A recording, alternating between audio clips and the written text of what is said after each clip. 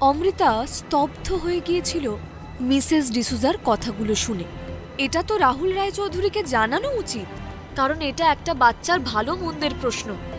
সে দ্রুত লিফট ছেড়ে বেরিয়ে এলো। দেখতে পেল কিছুটা দূরে রাহুল রায়চৌধুরী কিছু ফরেন ডেলিগেটসদের সঙ্গে দাঁড়িয়ে কথা বলছেন।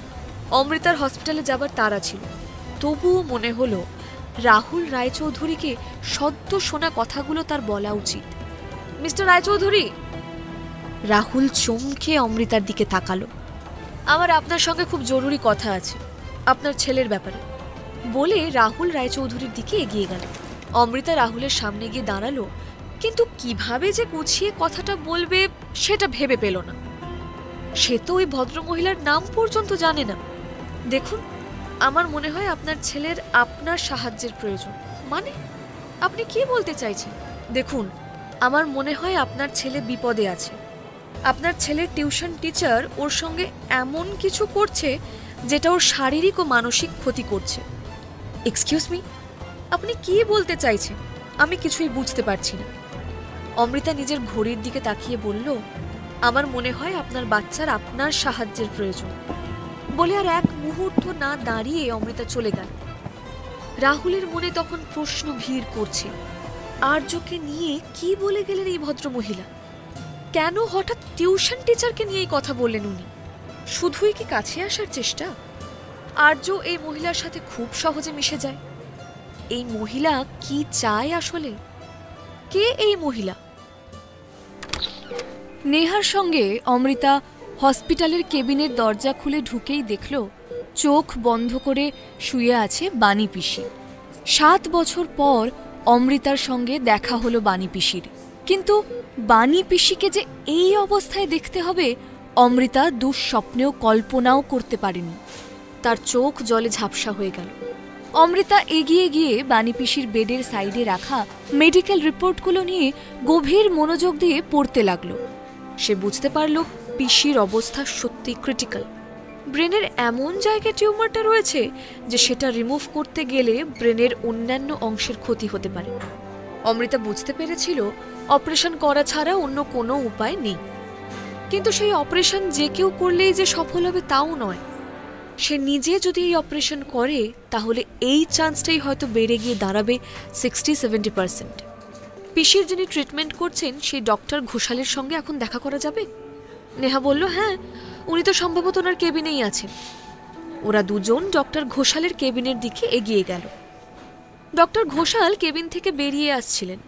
নেহাকে দেখে বললেন, হ্যালো ইয়াং লেডি। নেহা অমৃতার সঙ্গে ডক্টর ঘোষালের পরিচয় করিয়ে দিয়ে বলল, ডক্টর ঘোষাল, ইনি আমার দিদি অমৃতা। মায়ের ব্যাপারটা নিয়ে আপনার সঙ্গে একটু আলোচনা করতে চান। কেবিনে ফিরে গিয়ে অমৃতা ও নেহাকে সামনের চেয়ারে বসতে বললেন ডক্টর ঘোষাল। একটা স্ক্যান রিপোর্ট অমৃতার সামনে মেলে ধরে বললেন, এই যে দেখছো ব্রেনের যে জায়গায় টিউমারটা রয়েছে, এটা বার করতে গেলে ব্রেনের এই জায়গাগুলোর ক্ষতি হতে পারে। ব্যাপারটা খুবই ক্রিটিক্যাল। এরকম ক্ষেত্রে যদি ডক্টর বৃষ্টি ব্যানার্জিকে আমরা পেতাম তাহলে হয়তো আমি অনেকটা বেশি আশ্বাস দিতে পারতাম। আসলে কি জানো তো, তোমাদের মডেলিংয়ের দুনিয়ায় যেমন যে কোনো মডেলকে দিয়ে যে কোনো প্রজেক্ট করানো যায় না, এও অনেকটা সেই রকম। অমৃতা গভীর মনোযোগ দিয়ে স্ক্যান রিপোর্টটার দিকে তাকিয়েছিল। তারপর চোখ তুলে ডক্টর ঘোষালের দিকে তাকিয়ে বলল, আমি ট্রাই করতে চাই। Sorry young lady, I can't get you. Amrita কিছু বলার জন্য মুখ খুলতেই যাচ্ছিল, কিন্তু তখনই কেবিনে সুলেখা দেবী মোনামির সঙ্গে প্রবেশ করলেন। অমৃতাকে ডক্টর ঘোষালের কেবিনে দেখে সুলেখার চোখ জ্বলে উঠল। অমৃতা, তোমার কবে বোধবুদ্ধি হবে বলো তো? ডক্টর ঘোষালের মতন একজন বিজি নিউরোসার্জনকে বিনা অ্যাপয়েন্টমেন্টে ডিস্টার্ব করতে চলে এসেছো? ডক্টর ঘোষাল হেসে বললেন, ইটস ওকে মিসেস ব্যানার্জি, মিষ্টি একটা মেয়ে আমার কেবিনে এসেছে, এতে আমি আদৌ বিরক্ত হইনি। অমৃতার এসব প্রশংসা মোনামি যেন সহ্য করতে পারছিল না। ডক্টর ঘোষাল মোনামিকে দেখিয়ে অমৃতাকে বলল, দেখো অমৃতা, তোমার বোন নিজে মেডিকেলের সেকেন্ড ইয়ারের স্টুডেন্ট। ও খুব চেষ্টা করছে ডক্টর বৃষ্টি ব্যানার্জির সঙ্গে কন্ট্যাক্ট করার।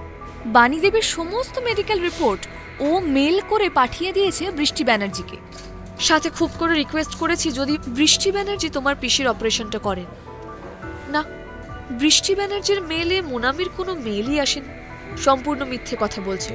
মোনামি, ডক্টর বৃষ্টি ব্যানার্জি তরফ থেকে কোনো রিপ্লাই পেয়েছো কি? মোনামি মেল চেক করার ভান করে নিজের মোবাইলটা খুলে মুখে এক রাশ দুঃখ ফুটিয়ে বলল, না স্যার, উনি রিপ্লাই করেননি, আমার মনে হয় উনি ব্যস্ত আছেন। ডক্টর ঘোষাল দীর্ঘশ্বাস ফেলে ঘাড় নাড়লেন। ওরা কেবিন থেকে বেরিয়ে এলো। ডক্টর ঘোষাল, আমি কি আপনার কন্ট্যাক্ট নাম্বারটা পেতে পারি? ডক্টর ঘোষাল নিজের কার্ড বের করে এগিয়ে দিলেন অমৃতার দিকে। আচ্ছা, আমার পিসির মেডিক্লেম নাকি ক্যাশ? বিল কি হয়েছে সেটা নিশ্চয়ই আমি রিসেপশন থেকে জানতে পারবো। সেটা জেনে তুমি কি করবে অমৃতা? তোমার বাবা আছেন, সে তো তিনিই সামলে নেবেন। আফটার অল ওনার একমাত্র বোন। অমৃতা সেখানে আর দাঁড়ালো না, বেরিয়ে এলো। কি হবে বলো তো? ডক্টর বৃষ্টি ব্যানার্জি তো কোনো রিপ্লাই করছেন না। আমার মা কি তবে? কথাটা শেষ করতে পারে না নেহা, ভেঙে পড়ে কান্নায়। মনামি বলে, শুধু কি তাই, এই এত বড় নার্সিংহোমে তোমার মায়ের প্রতিদিনের বিল যা হচ্ছে সেটার অঙ্ক কিন্তু খুব একটা কম নয়। আমার বাবা সেই টাকা অবশ্য মিটিয়ে দেবে, তবে সেটা নির্ভর করছে তোমার এই আদরের দিদি অমৃতার উপর। কি করে? আমার উপর নির্ভর করছে? মোনামি বলে, হ্যাঁ, তোমার মায়ের ওই লড়ঝড়ে কোম্পানিটা আমার নামে করে দাও, ব্যাস এইটুকুই। কি নেহা, তোমার আদরের দিদি পিসিকে এত ভালোবাসে, সেটুকু তো নিশ্চয়ই করবে, তাই না? দিদি প্লিজ, তুই মাকে বাঁচিয়ে নে রে, ওরা যা বলছে সেই কোম্পানি তুই ওদের দিয়ে দে। অমৃতা সব কথাই শুনছিল, কিন্তু তার মাথায় তখনও চলছে অন্য এক চিন্তা। পিসির অপারেশনটা ওকে করতেই হবে। নেহা অমৃতার দুই কাঁধে হাত রেখে ঝাঁকাতে থাকে। অমৃতা আলতো করে নেহার হাত সরিয়ে দিয়ে বেরিয়ে যায় নার্সিংহোম থেকে। অমৃতাকে এভাবে চলে যেতে দেখে নেহা অবাক হয়ে যায়, কান্না থেমে যায়। মোনামি নেহার পাশে এসে দাঁড়িয়ে বলে, কি হলো দেখলে তো? বিপদেই চেনা যায় কে আপন কে পর। রিসোর্টের টপ ফ্লোরে হিয়া নিজের জন্য পিৎজা অর্ডার করেছিল। রুম সার্ভিসের একজন এসে পিৎজা দিয়ে যায় ঘরে। হিয়া মিষ্টি হেসে তার দিকে তাকিয়ে বলে, আঙ্কেল, আমার মা তোমাকে টিপস দিয়ে দেবে পরে। ছেলেটি হেসে চলে যেতে ডাইনিং টেবিলে রাখা পিৎজাটার থেকে একটা বড় টুকরো তুলে হিয়া খেতে থাকে। পিৎজা খেতে গিয়েই ওর মনে পড়ে যায় আগের দিন ওর সেই নতুন বন্ধুর কথা। তার সাথে তো আর দেখাই হয়নি হিয়ার।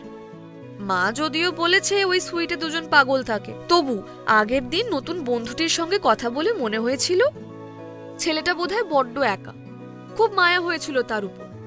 তাই হিয়া ঠিক করলো আজ সরাসরি গিয়েই তার সঙ্গে আলাপ করবে, তাকে পিৎজা খাওয়াবে। ধীরে ধীরে টুকরো পিৎজাটা হাতে নিয়ে রুম থেকে বেরিয়ে আসে হিয়া। সামনেই অপর সুইটের দরজা। হিয়া ওর কচি কচি হাত দিয়ে জোরে জোরে ধাক্কা দিতে থাকে। দরজার ওপারে যে এসে দাঁড়ায় তাকে দেখে হিয়ার হাত থেকে পিৎজার টুকরোটা মাটিতেই পড়ে যায়। হিয়ার মনে হয় কেউ যেন দরজার ওপারে তার সামনে আয়না দাঁড় করিয়ে দিয়েছে। হুবহু তার মতোই দেখতে একজন দাঁড়িয়ে আছে তার সামনে। অনেকক্ষণ কেউ কোনো কথা বলতে পারল না। তারপর হিয়াই জিজ্ঞেস করল, আচ্ছা, তুমি কি আমার ক্লোন? আজই ডাউনলোড করুন পকেট FM এর অ্যাপটি আর শুনতে থাকুন এক যে ছিল কন্যা।